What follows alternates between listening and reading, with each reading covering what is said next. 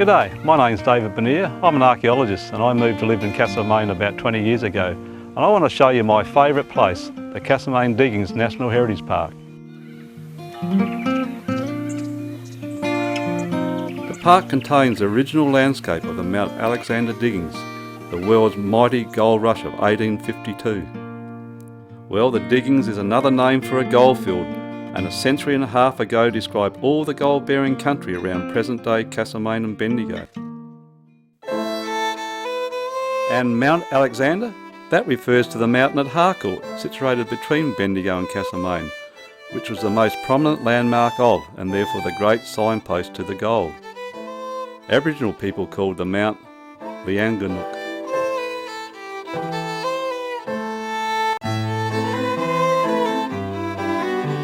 The rush to Mount Alexander lasted about 4 years. It produced a staggering 4 million ounces of gold, and today that gold would be worth over $4 billion. Mount Alexander's impact extended to Europe, the Americas and later China, stimulating a migration that increased Victoria's population sevenfold in a decade to more than 500,000 people. The gold migrants who first camped under the shadow of Mount Alexander, and who went on to build the great gold cities of Bendigo and Castlemaine, are now today the ancestors of millions and millions of Australians and other nationalities. The landscape in the park is worthy of World Heritage listing. It's the best place in the world to see a cultural landscape created by a mid-19th century gold rush. When you're in the park, you soon become aware of the bones of the land, the shape of the land, the sandstone outcrops, the country rock, the ribs of the land that was once an ancient seabed. The quartz reefs, the hard white rock that contained the gold.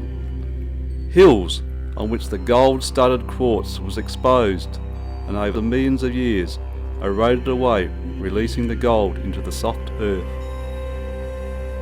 And the gullies and creeks, the deep places of the land, the places that became filled to the brim with gold. And when you walk through the park, you'll soon hear the birds and come across native plants of all description.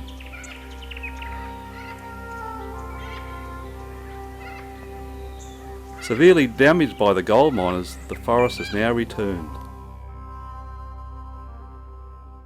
And placed upon these natural values are layers and layers of human stories, beginning with Aboriginal occupation, evidence of scar trees, like this one where you can see they've cut out a canoe.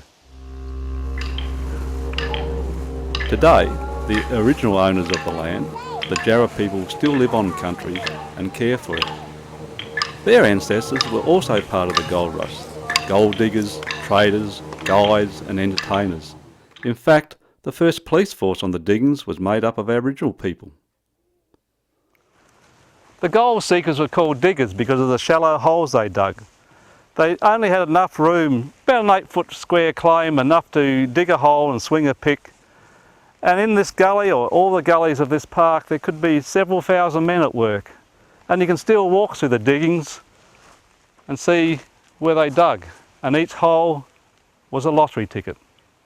Some men found up to 1,000 ounces of gold in a single hole. That'd be worth $1 million today. Others found nothing. And the gold diggers lived where they toiled, in bark and canvas huts. And you can still see evidence of this today in the stone fireplaces they built to cook their food and to keep themselves warm at night.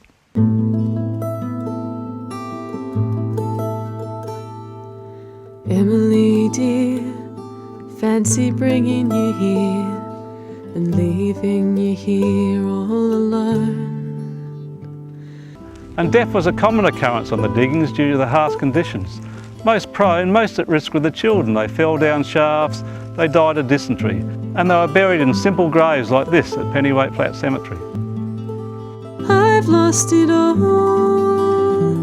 on Pennyweight Hill.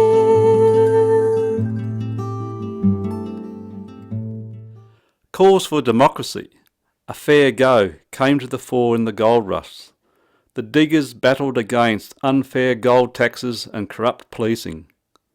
Great and successful protest meetings took place, such as the Monster meeting at Chewton and the Red Ribbon meetings at Bendigo.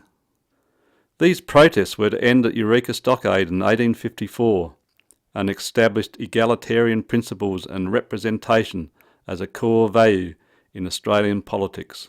I'm really fascinated by the gold rush. I like to think it a bit like the Big Bang Theory, the beginning of our cosmic universe.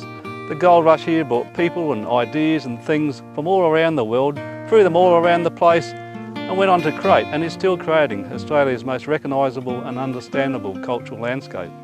And for me, the great legacies of the gold rush was the notions of a fair go and the creativity, and that still flows on today, all through central Victoria.